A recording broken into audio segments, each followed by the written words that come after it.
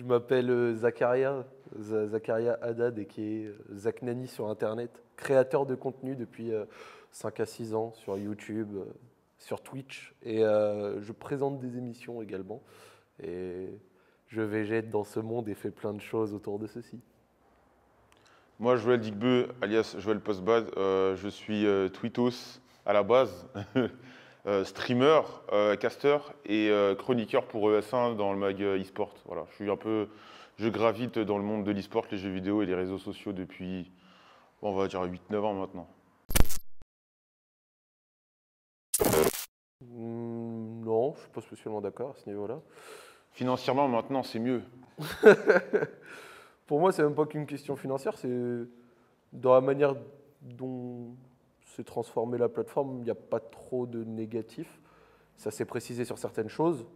Il y a eu son lot de modifications bonnes, certaines choses un peu plus mauvaises, notamment sur YouTube. Bah, j'en ai fait les frais récemment avec une vidéo qui s'est fait un petit peu censurer, par exemple. Ah, c'est sur les francs-maçons, là. Ouais, exactement, sans spécialement de raison. Je regarde sa chaîne, je suis abonné. Exactement. Il sait tout ce que je fais.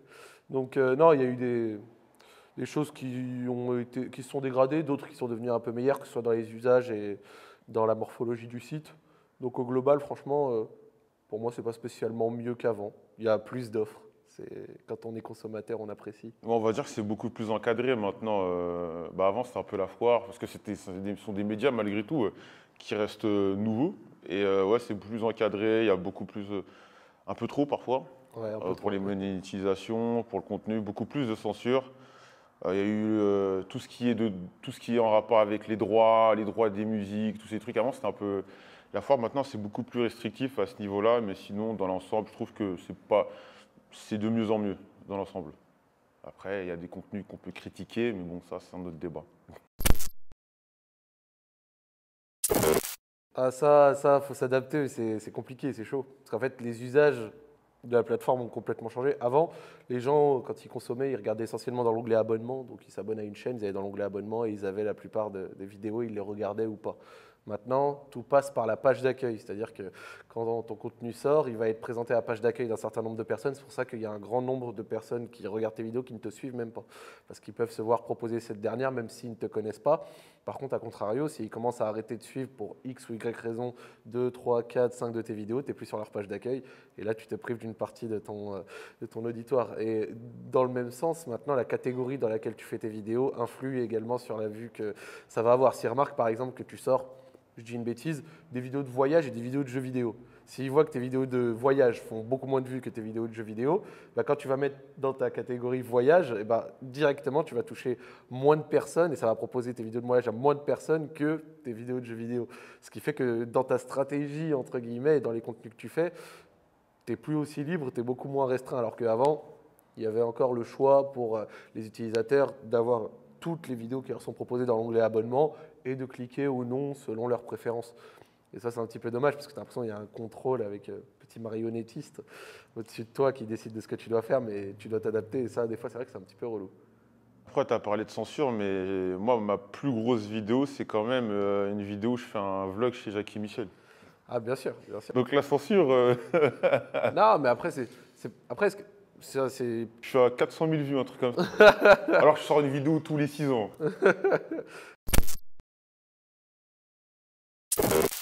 Les annonceurs, les pubs, ouais, ils veulent pas se mettre, ils veulent pas s'embrouiller avec les pubs. Par exemple, admettons, demain tu fais une vidéo qui est un peu problématique, je te dis n'importe quoi, puis par-dessus tu as une pub cocasse, tu as des mecs qui peuvent screen le moment, aller sur les réseaux sociaux et dire ouais, regardez comment ça se fait, Coca, vous validez ce type de propos, machin, ça peut partir de là, tu vois. Donc non, ouais, c'est surtout déjà, les ouais, annonceurs, surtout. ça s'est fait comme ça.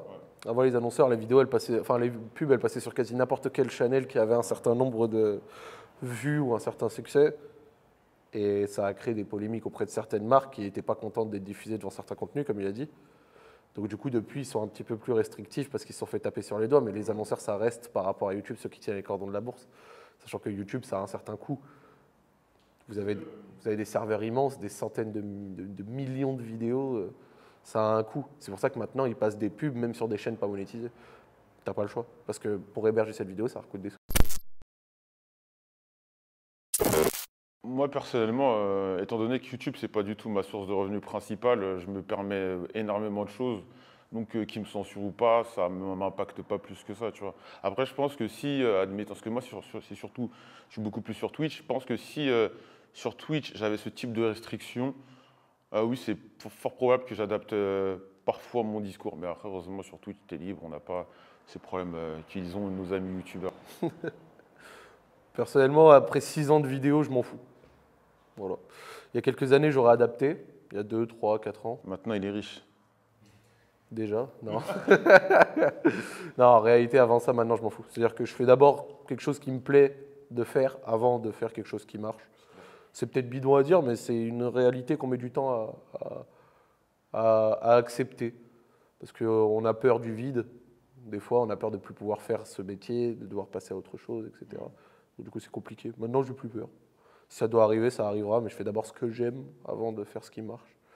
Donc même si ce que je vais faire, ça ne marche pas complet, mais que j'ai des fois, ne serait-ce qu'on appelle des succès d'estime, c'est-à-dire même si elle doit faire 2 ou 3 fois moins de vues qu'une vidéo gaming, mais la vidéo gaming, je n'ai pas pris spécialement de plaisir à la faire, alors que celle-ci, j'ai bien kiffé, et je sais que ceux qui l'ont vue ont apprécié aussi, c'est déjà pas mal. Après, tu peux mixer le tout.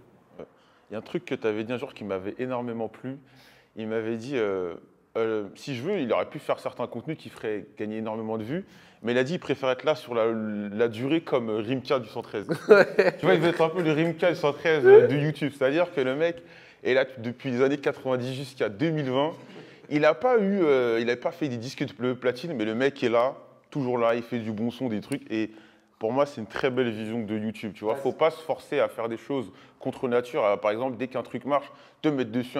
Au bout d'un moment, tu dénatures ton contenu, même ta commu, elle va dire, mais attends, il faisait ça, il faisait du Call of, pourquoi maintenant, je sais pas, il fait des vidéos dans des piscines en maillot de bain, tu vois, des trucs comme ça. Et ça, c'est une très très belle vision du truc, quoi. Faut pas se forcer, faut pas trop se censurer, faut pas chercher à trop aller sur ce que l'algorithme te demande, en fait. Sinon, tu détruis des natures. Ouais, c'est ce que je lui avais dit. Je lui avais dit, je suis pas un top vendeur, j'ai pas 1 million d'abonnés, j'ai jamais été un des tops. Par contre, ça fait 6 ans que je suis là. Alors qu'il y a des bonhommes qui sont arrivés en 2017, ils sont montés beaucoup plus haut que moi, mais en 2020, ils n'existent plus. Pour X ou Y raison, mais peut-être parce que leur jeu est devenu plus à la mode. Ça a été par exemple le cas de beaucoup de youtubeurs Fortnite. Exactement. Qui sont montés en 2018, et puis après, Pensez pour eux. sont Non, mon but n'est bien sûr pas de faire dans le... Non, on les vanne pas, mais c'est une réalité. Parce que Faut pas faire le y a mépris, eu très peu de survivants. Il y a eu très peu de survivants. À un moment, t'arrivais dans ton accueil, t'as beau suivre Arte, TF1, tous ces trucs, t'avais quand même un youtubeur Fortnite dans ton accueil. Ouais, machin, aujourd'hui j'ai fait 3 top 1, machin, et il y en a du jour au lendemain, ils ont tous disparu, tu vois. Ils ont surfé sur le buzz. Au bout d'un moment, quand le buzz du jeu s'essouffle, bah, tu disparais avec le buzz. Et quand tu as sur ton propre contenu, ta propre niche, il n'y a pas de raison que tu disparaisses. Donc ouais, vaut mieux. Par contre, ceux qui ont réussi à capitaliser, ça a donné Inoxtag, Michou, les rois. Ah ouais, ils sont bien eux. Ah, ils sont bien. Le tout, c'est d'être honnête avec les gens. T'es honnête, t'es franc, t'es réel. Après, derrière, il y a des gens qui accrochent ou pas. T'essayes de trouver des concepts, de te renouveler. Et c'est peut-être un peu bateau, mais c'est de cette manière dont tu dures. Et aussi régulier, être le plus régulier possible. Le plus régulier possible. Ça c'est compliqué, j'ai eu des gros problèmes. Hein. J'ai mis des années à être réellement régulier. Maintenant, j'arrive à l'être. Et il y a encore jusqu'à 2018, 2019, même jusqu'à 2020, c'était le running gag sur ma chaîne. Genre, je pouvais venir faire 25 vidéos en 35 jours et puis après disparaître 3 semaines. C'était difficile. Ça, c'est le point le plus dur du métier de créateur, ça, c'est la régularité. Essayer de tout le temps te renouveler, faire du nouveau contenu.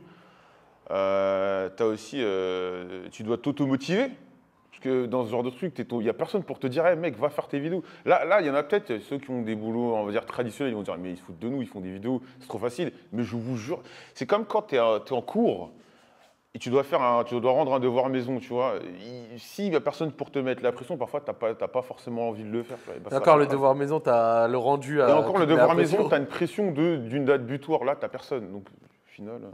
Non, mais même, genre, je suis d'accord avec la pression, mais aussi, faire des vidéos, techniquement, c'est un métier qui se veut créatif.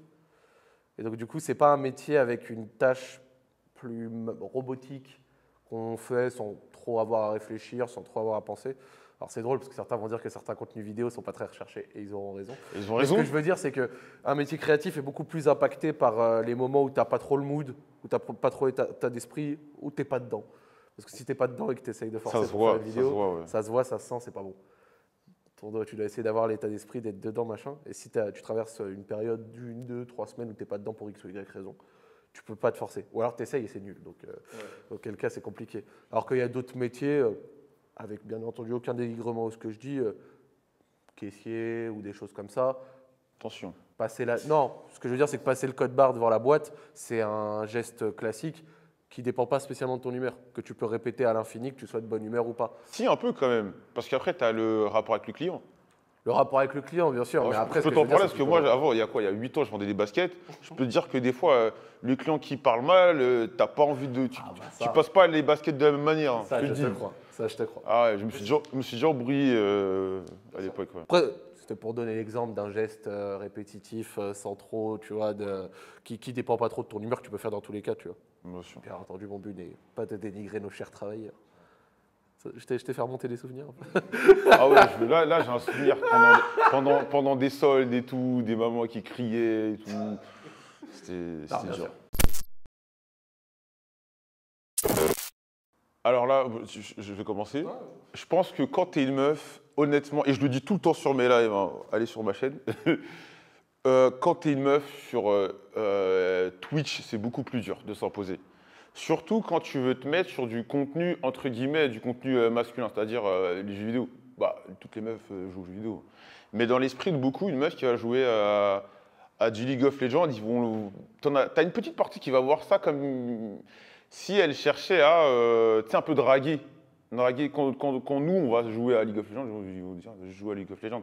Je pense que, ouais, clairement, dans ces milieux-là, c'est beaucoup plus dur de s'imposer quand tu es une fille. Après, quand tu es issu de minorité, je suis pas sûr. Regarde. Lui, il fait partie des têtes de YouTube. Moi, honnêtement, je suis pas Domingo en termes de stats, mais je me débrouille. Ça va, j'ai une grosse audience quand même. Kameto. Kamel, tu vois des rebeux barbus, bon, il n'est pas barbu, mais je te parle de Bibi. C'est des mecs ce sont des mecs qui sont des têtes de Twitch, tu vois. Je pense qu'en termes de tout ce qui est minorité, ça va, on s'en sort, on est bien placé sur Twitch. Il y a des mecs comme Brox qui pèsent, t'as Dofla qui fait ses vues quand même, t'as Zach qui fait ses vues, qui fait ses streams nocturnes. Mais je pense que c'est surtout quand t'es une fille, c'est beaucoup plus par contre, quand t'es une fille, c'est plus compliqué, ouais. Parce que t'as l'anonymat, et c'est un anonymat qui est encore plus, comment dire, volatile que Twitter. Tu vois, Twitter, tu as un compte qui peut. Alors que là, tu as un compte Twitch, tu n'as aucune info. Tu as juste un pseudo, mais on ne sait pas, tu n'as pas de photos, tu n'as pas d'autres trucs, tu viens juste. Et de ce fait, tu as beaucoup de filles, par exemple, qui font du stream, qui se font insulter, ouais, espèce de bip, tu vois, c'est beaucoup plus dur pour une fille, je pense, de percer, tu vois. Et puis même récemment, on a eu le phénomène qui a encore plus accentué entre guillemets, la haine envers certaines filles, c'est tous les streams piscine, tu vois. Tu vois, les filles qui font un peu du stream tu sais, en piscine, qui se mettent en avant physiquement, tout ça. Et t'as beaucoup de mecs qui font des amalgames, qui disent ouais, mais regardez, machin, les filles sur Twitch. Non, alors qu'il y en a, il y a des filles qui font de très bons contenus. Moi, il y a des filles que je suis, je m'en fous de leur physique. Bon, je m'en fous de leur physique. Clairement, je regarde pour les jeux qu'elles jouent. Par exemple, je regardais beaucoup Magla parce qu'elle jouait à Little Nightmares 2. Il y a Trixie qui fait souvent des just chatting, qui fait des trucs intéressants. Non, il n'y a pas que. Il y a Kayane, parce que moi je suis dans l'e-sport, Kayane qui a d'énormes performances sur des jeux comme Soul Calibur que je regarde. Tu regardes pas forcément une meuf pour son physique. Pour moi, être quelqu'un issu d'une minorité ou autre, les gens s'en foutent. Ouais, clairement. Il n'y a pas réellement de problème lié à ça. De surcroît, si tu fais pas des choses liées à la politique ou quoi, bon, de manière générale, je pense qu'on s'en fout. Le seul frein qu'il peut y avoir, c'est que, et ça, les gens s'en rendent pas forcément compte, mais en fait, les standards ont évolué et ont évolué vers le haut dans ta qualité d'image, ta qualité de son, dans la qualité des choses que tu dois produire. C'est plus comme en 2013 où tu pouvais te permettre de faire des streams en 480p, des choses comme ça. Et nécessairement, quand on relie à ce que je veux dire, c'est que maintenant, ça coûte cher. Et c'est peut-être le plus gros frein à l'entrée, c'est qu'à l'heure actuelle, parce que personnellement j'ai été intervenant auprès d'étudiants, etc., j'ai pu leur parler de ça, c'est que pour avoir un setup de qualité, pour pouvoir proposer du son, de la vidéo de qualité, un PC qui tient à peu près la route et qui peut suivre tout ce que tu... T'en as quasiment pour 1500 à 2000 euros. Et je sais qu'il n'y a pas beaucoup de personnes qui sont capables de mettre ça. Après, si tu fais ça de manière random, tu peux faire ça avec une qualité moindre. C'est pas grave. Si tu fais juste ça pour le plaisir, ce qui est tout à fait possible, ça coûte pas aussi cher. Mais si ton but, c'est vraiment de produire quelque chose de cool, de quali, pour pouvoir peut-être à terme réussir, tu as un frein à l'entrée qui est l'argent. Ça coûte cher. Et ça, les gens ne s'en rendent pas forcément compte. Un full setup énorme, ça va coûter dans les plusieurs milliers d'euros.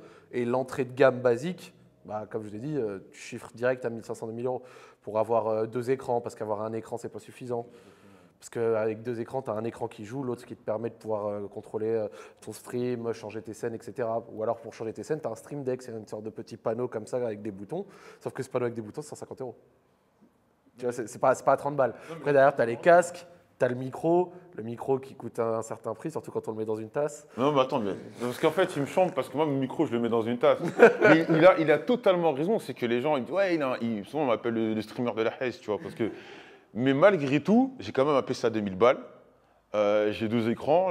Il a raison, tu es obligé d'avoir un minimum, sinon les mecs, si tu as un son un peu pourri, une caméra pourrie, les gens quittent ton live. Surtout le son. Après, c'est aussi comme tout. Hein. YouTube en 2013, 2014, 2015, c'était plus simple parce qu'il y avait grosse demande, peu d'offres. Maintenant, il y a grosse demande, beaucoup d'offres. Après, je pense que nous, on a l'avantage d'avoir des connus cool. Ouais. Moi, personnellement, mes viewers, je les kiffe de ouf. Ils sont vraiment tranquilles. Après, j'ai fait un travail d'épuration quand même.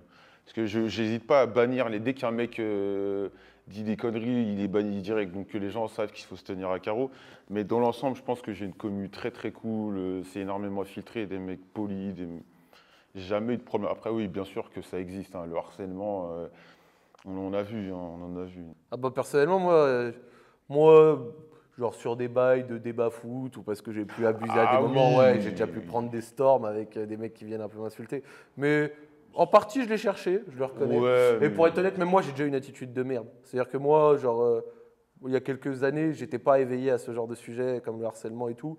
Donc j'ai déjà pu être aussi un gamin, afficher une personne. Et franchement, quelques années plus tard, j'avoue que je le regrette. D'ailleurs, je crois le Genre jour. tous ces bails de 2016, 2017 et tout ça, machin. J'avoue, j'ai déjà eu des attitudes de chien. Et franchement, si je pouvais retrouver des personnes qu'à l'époque j'ai pu avoir des attitudes déplacées, je m'excuserais. Franchement, sincèrement. Pas parce que derrière, moi, j'ai déjà subi des choses. Non, franchement, c'est parce que j'ai compris que c'était problématique et depuis, je le fais plus. Je le fais plus depuis un certain moment. Ce genre d'attitude mauvaise, c'est néfaste, ça rapporte rien. Et c'est plus gamin qu'autre chose. Et à l'heure actuelle, bah, j'ai grandi. Donc ça aide à se rendre compte de certaines choses. Mais non, franchement, j'avoue que, parce que tu parles de harcèlement, moi j'ai déjà été problématique. Et c'est un regret que j'ai. Ouais, j'ai pas été cool. Non, moi Non, je suis pas d'accord. ça changera rien, je pense. Clairement, clairement. Pour moi, ça changera rien. Bah, déjà, de toute façon, on a une expérience à ciel ouvert. Hein. Sur Facebook, les gens parlent en leur nom, prénom très souvent. Ça les empêche pas de dire des dingueries de temps en temps sous les commentaires de tous les articles que tu peux lire, comme Le Parisien, Le Monde, ou des choses comme ça. Même dès que ça traite de sujets un petit peu sensibles et politisés.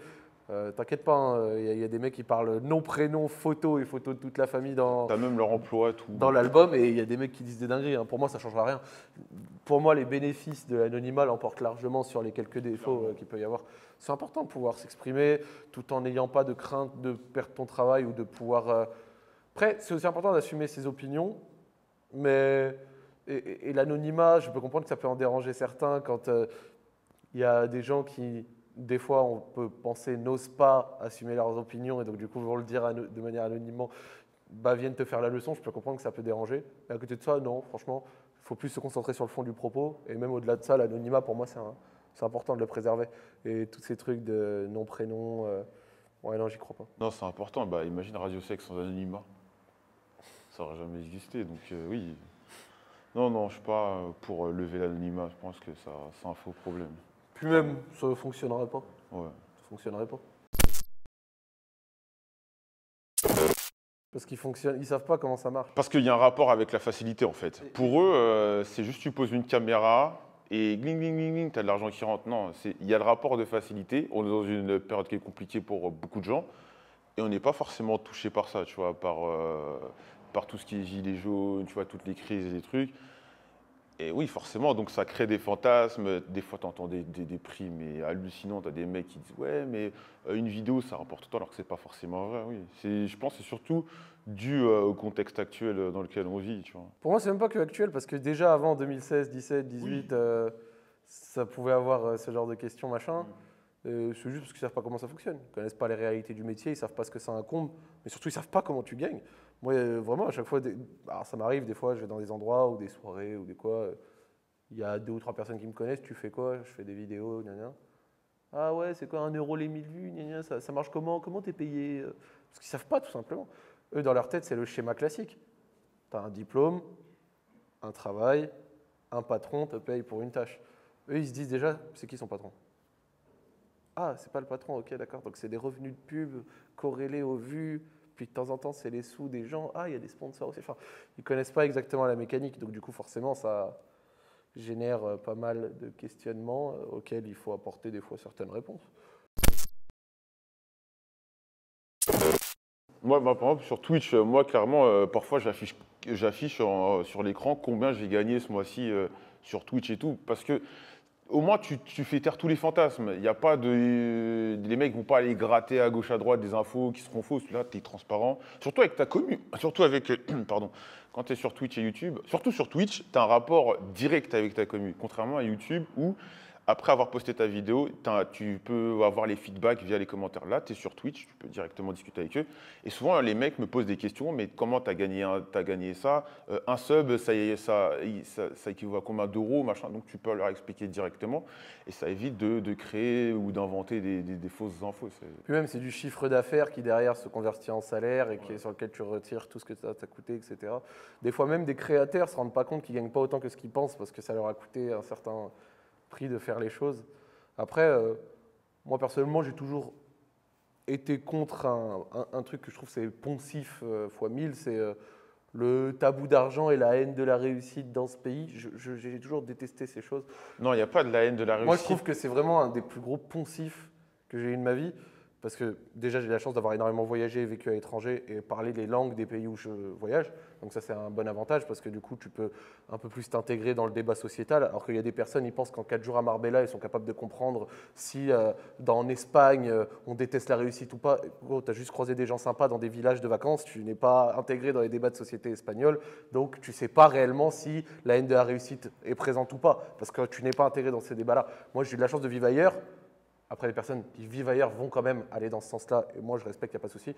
Mais personnellement, quand je peux annoncer à des gens que j'ai dégagé un tel chiffre d'affaires ou gagné tant, j'ai jamais eu le début d'un jaloux, et ça c'est à partir de l'expérience personnelle, qui est venu me dire eh, gna gna gna, c'est trop pour ce que tu fais, et blablabla. Justement, ça démystifie la chose, t'en parles, t'es honnête, tu débats, tu expliques comment ça fonctionne, mais que ce soit à titre personnel ou autre, j'ai jamais ressenti ça. Pour moi, c'est surtout un propos politique qui est tombé dans l'espace public. On ne sait même plus d'où il vient et tout le monde le répète, on ne sait pas pourquoi. Il y a des gens, ils ont réussi à faire des mini-trucs, ils parlent déjà d'haine de la réussite et les jaloux. Le truc qui a accentué ça pour moi, c'est les réseaux sociaux comme Instagram. C'est que maintenant, comme ça, en 2-3 clics, tu peux voir qu'un mec est à Dubaï, en train de, je sais pas, sur un yacht, des trucs comme ça. Et ça peut créer forcément de la frustration chez certains. Par exemple, tu vois excuse-moi, moi perso, c'est un truc que je kiffe pas, des gens de télé-réalité qui sont filmés à mort. Après, comme nous, des gens peuvent nous critiquer et dire ah mais c'est juste des mecs qui parlent sur Twitch. Mais tu vois des mecs qui mangent des pâtes et qui s'embrouillent et qui font des millions d'euros qui vont à Dubaï. Moi, je peux comprendre que des mecs qui sont un peu frustrés par rapport à eux, tu vois. Non, moi après, il y a également tout un autre débat de la légitimité ou des choses comme ça. Mais non, moi franchement. Mais après, ça, c'est tellement large le truc. Ouais. Parce qu'après, si tu vas sur ce terrain-là, on peut aller sur les footballeurs. Il y a des mecs qui vont dire. Oui, taper dans un ballon. Ils gagnent trop d'argent pour gagner. Mais en même temps, tu vas dire oui, c'est vrai, ils gagnent beaucoup d'argent. C'est vrai qu'il y en a qui gagnent 3 fois rien, alors qu'ils font peut-être des boulots, on va dire, beaucoup plus vitaux. Je sais pas, infirmière, tout ça comme ça. Mais après, tu as tout ce qui est rentabilité. Tu sais, faut pas tomber non plus dans le.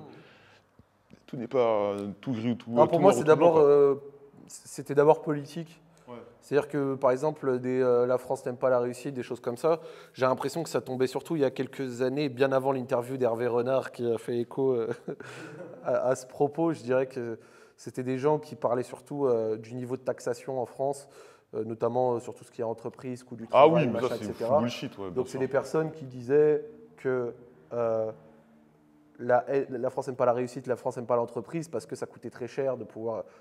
Moi, je ne dis pas que je valide ou pas, mais j'ai l'impression que c'était un propos qui concernait ça. Ouais. Puis c'est un propos qui est rentré un petit peu dans l'espace public et qui est repris maintenant à tort et à travers. Il y a des mecs qui se font rayer leur 206, ils pensent qu'il y a des jaloux. Moi, je suis là. Des 206 rayés, il y en a dans tous les pays du monde. Hein. Et c'est pas forcément de la jalousie. Ça peut être de la bêtise, ça peut être de la connerie. Bah, Cléodo, on me l'a viré, j'ai pas peur. Non, mais pour moi, ça peut être. Non, mais sincèrement, ça c'est pas spécialement pour moi. Après, il y a aussi des symboles, tu vois.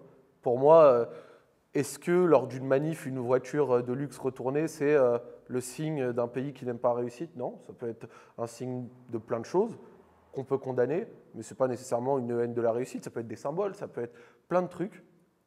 Mais à côté de ça, pour moi, c'est ce poncif, j'ai jamais adhéré. Mais là, le match retour contre les boomers, là, il est en train de.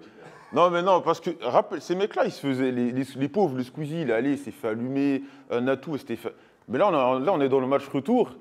Et là, tu vois, il y a un effet inverse, c'est que quand ces mecs-là veulent venir sur Twitch, ils sont un peu dégagés. Et moi, je suis persuadé que beaucoup de gens ont en tête ce genre d'événement, tu vois. C'est un peu, vous vouliez pas de nous, vous vouliez pas de nous. Maintenant, nous, on a trouvé notre endroit, on a trouvé nos endroits, nos cocons, on est sur Twitch, on est sur YouTube, et maintenant, vous voulez gratter. C'est pour ça que tu as beaucoup de mecs qui, ouais, regardez, ils prennent nos. J'ai vu sur mes lives, souvent, il y a des mecs qui disent, ouais, ils viennent sur nos plateformes, machin. Et c'est eux qui l'ont créé, c'est eux qui ont créé ce genre de. C'est eux qui ont créé ce climat, tu vois. Donc, Non, bah après, ça, c'était le mépris de base de Asos 2015-2016, quand ça commençait à fonctionner, que ça commençait à atteindre certaines sphères, à avoir des reportages. En 2021, plus personne fera un reportage 1 € les 1000 vues, gna gna. bah, ils savent très bien. Parce que maintenant. Parce que les gens savent comment ça fonctionne maintenant, ça a été déjà documenté. Et tout à la télé, c'est comme d'habitude. C'est comme les maisons de 10, des trucs comme ça. Ils comprennent vite, mais il faut leur expliquer longtemps. Bon, moi, personnellement, pas plus que ça. C'est un média qui. Voilà, c'est un média de plus pour eux. Mais après, est-ce qu'ils vont avoir des audiences? J'en doute. Des grosses audiences, j'en doute vraiment. BFM avait beaucoup, avait beaucoup il y avait beaucoup de viewers lors du premier live, mais maintenant ils sont un peu rentrés dans le rang. Ils font pas énormément de vues. Je pense pas que. En fait, le truc, pour moi, c'est mon point de vue, mais pour que ça marche, il faudrait que les chaînes de télé arrivent avec des concepts Twitch compatibles. Tu peux pas arriver avec de la télé et la mettre sur Twitch. Il faut que tu adaptes. Tu peux pas, par exemple, venir, j'ai n'importe quoi, présenter le 20h sur Twitch. Tu vas avoir un peu de, tu vas avoir un peu de viewership, mais pas énormément. Par exemple, celui qui a fait une belle transition, c'est Samuel Etienne, qui vient, qui le matin fait ses petites revues de presse. Tu vois, c'est le truc qui passerait pas forcément qui passerait pas forcément à la télé, mais il l'a fait à la sauce Twitch. Il discute avec, il y a un échange et ça, pour moi, ça c'est bien amené. Moi, je pense que après, pour aller plus loin. Moi, je pense que l'avenir ce qui passe, les prochains programmes télé qui passeront sur Twitch, pour moi, c'est tout ce qui est retransmission sportive. Pour moi, l'avenir se trouve sur Twitch, clairement. Je parle surtout de foot. Pour moi, dans un premier temps, je pense que tôt ou tard, on aura le droit à, entre guillemets, des matchs tier 2, tier 3 de foot sur Twitch. Par exemple, on va commencer par un 32e finale de Coupe de France, un Dijon-Lorient, tu vois, des petites affiches. Après, il y a déjà des clubs qui ont mis leurs matchs amicaux sur la plateforme. Des matchs amicaux. Et un exemple aussi, c'est actuellement aux États-Unis, tu as des matchs de NHL, tu sais, le hockey. Tu as des matchs de coupe c'est NWSL, c'est Challenge Cup, c'est en fait, en gros, c'est la coupe des États-Unis féminine et qui ramène énormément de viewers. Tu as beaucoup de. Enfin, parce que là, je vais te parler comme ça, pour ceux qui ne connaissent pas forcément Twitch, mais c'est des matchs qui font entre 10 et 15 000 viewers. C'est beaucoup sur Twitch. 10 et 15 000 viewers parce qu'il faut prendre en compte le fait que tu as des viewers uniques, donc ça peut monter jusqu'à, je sais pas, peut-être 100 000, voire plus, tu vois. C'est beaucoup quand même pour un match de football de Coupe des États-Unis. Féminin, c'est beaucoup, tu vois. Quand tu vois le foot féminin, c'est pas énormément regardé en France. Tu as l'UFC qui s'est progressivement déplacé sur Twitch, qui met des retransmissions, des rediffs. Parce que bien entendu, ça coûte très cher un match UFC, donc ils ne vont pas les mettre en live, mais tu as des rediffs, tu as des débriefs, ça commence à faire des vues, donc oui. Mais comme je le dis, pour que la télé arrive sur Twitch, il faudra créer des contenus dédiés à Twitch. Tu ne peux pas arriver avec des émissions. Après, il y a quelques émissions, je pense, qui pourraient… Non, mais même, il faut respecter les codes d'Internet. Exactement, il faut respecter. Mais chaque fois qu'il y a des gens qui ont essayé de venir faire de la télé bête et méchante, ils se sont pris une raclée, quels que soient les noyaux qu'ils avaient derrière eux. Parce que c'est pas le même public. C'est pas le même même public. ce public est trop allergique à ce qui C'est pas le même public. Et puis même ces gens-là, sans nous faire passer pour des super-héros, ces gens-là, est-ce que… Bon, le live, c'est le meilleur exemple. Le live, c'est le meilleur exemple de… Il ne faut pas prendre ce qu'il y a à la télé et le mettre sur Internet de façon brute, sinon ça ne marche pas. Ils ont fait le live, ils l'ont fait… pour ceux qui vous connaissez le live est arrivé sur… YouTube et Twitch comme des émissions de télé classiques, c'est-à-dire pas d'interaction avec le chat. Tu fais ton émission, bim badaboum, tu te barres. Y a pas…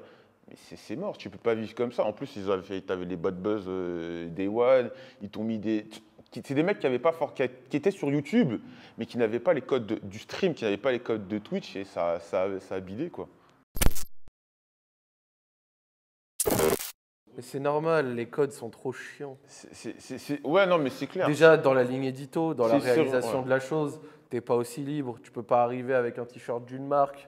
Souvent, c'est 150 prises de vue, des tournages à des heures fixes, dans des endroits qui sont pas toujours adaptés, que t'as pas choisi. Enfin, alors qu'à l'heure actuelle, quand tu es créateur de contenu, t'es libre. Tu peux choisir ton décor. Enfin, après, tu peux investir et tout, mais tu peux choisir ton décor, les thèmes abordés, le ton. T'as pas le CSA derrière toi. Enfin, c'est plein de trucs. Après, ça dépendrait également de la paye, tu vois. C'est-à-dire que je suis sûr qu'il y a plein de personnes, si on leur proposait un salaire je sais pas, de présentateur de 7 à 8, moi, des créateurs de contenu chauds pour aller faire 7 à 8, moi, je vais te le faire, 7 à 8, il n'y a pas de souci. Moi, je suis le futur Harry Roselmack, il n'y a pas de problème. Mais en réalité, en dehors de la petite vanne facile, il faut aussi voir que… Je pense que… Ouais, mais c'est ça, c'est que… À la télé, ils sont aussi peut-être aussi un peu frileux d'utiliser des personnes d'un certain âge d'Internet, même s'ils avaient essayé assez tôt. Cyprien, il avait un truc sur Énergie 12 en 2011. Donc, il y a eu des tests qui ont été faits, des passerelles qui ont été tentées, mais c'est très peu à succès au point que des mecs de YouTube qui sont passés pleinement à la télé et inversement, il y en a très peu. Et moi, il y a 6-7 ans, je vendais des baskets et je bosse à la télé maintenant. Ça va trop vite, ces conneries. Tu sais pas. Ah oui, les passerelles télé, Internet. Il y a tellement de passerelles, de trucs et tout. Ça va très très vite. Ah, ça va trop vite. Pour moi, enfin, parce que je suis beaucoup plus streamer qu'autre chose, pour moi, Twitch a une grosse carte à jouer sur tout ce qui est, je vais me répéter, retransmission sportive, surtout avec ce qu'on a vu récemment avec la Carmine Corp. Avec les 300 000 viewers, je pense que ça va faire réfléchir. Comme disait Florentino Pérez, les enfants, les jeunes passent beaucoup de temps devant les jeux vidéo et je pense qu'il n'a pas tort. Les diffuseurs de sport… Après, il a raison, mais ce qu'il ne dit pas, c'est que pour regarder son football, ça coûte 70 Merci, balles par mois. Il faut payer 80 € pour regarder Dijon-Amiens, tu vois. Et je pense que l'avenir, ouais, moi surtout sur les retransmissions sportives, tout ce truc, parce qu'à la base, nous on regardait beaucoup Twitch pour regarder des compétitions e-sport. Les gens voient les audiences, il y a énormément de monde. Et je pense qu'à l'avenir, surtout en termes de sport, ouais, ça serait intéressant je sais pas, de temps en temps, de faire des tests, un petit match de Coupe de France, et je te garantis que tu aurais de l'audience. En plus, tu as le fait de… Tu sais, tu as le chat. Tu sais, maintenant, quand on regarde un match de foot, on est souvent et sur le match et sur Twitter, live tweeté. Là, tu as le chat, tu as un peu tout à portée de main. Je pense que ça peut être… Je suis même pas sûr que ça fonctionnerait moins bien que sur Eurosport, tu vois. Ça fonctionnerait mieux que sur Eurosport. Et il y a un truc aussi qu'on n'a pas dit, c'est… Moi, il y a un truc, malheureusement, qu'on n'a pas, c'est que à la télé, tu n'as pas le viewership en temps réel. Bah, tu as des médiamétries un peu bizarres. Assez approximatif, tu vois. C'est assez approximatif. Et je pense que le jour où on aura ces chiffres-là en temps réel, c'est là où on pourra faire de vraies comparaisons entre Twitch et la télévision. Là, pour l'instant, on est encore dans le flou. Ça te met des oui, environ, machin. C'est dommage. C'est trop dur. J'ai pas la prétention de pouvoir dire que je sais ce qui va fonctionner. Qui en 2017 savait que c'était les pranks et les contenus un peu dégueulasses comme ça qui avaient fonctionné. Qui en 2018 pouvait deviner que ça allait être Fortnite. Qui en 2020 pouvait penser que ça allait être accueil YouTube, algorithme bizarre. C'est tellement imprévisible YouTube. Tu vois.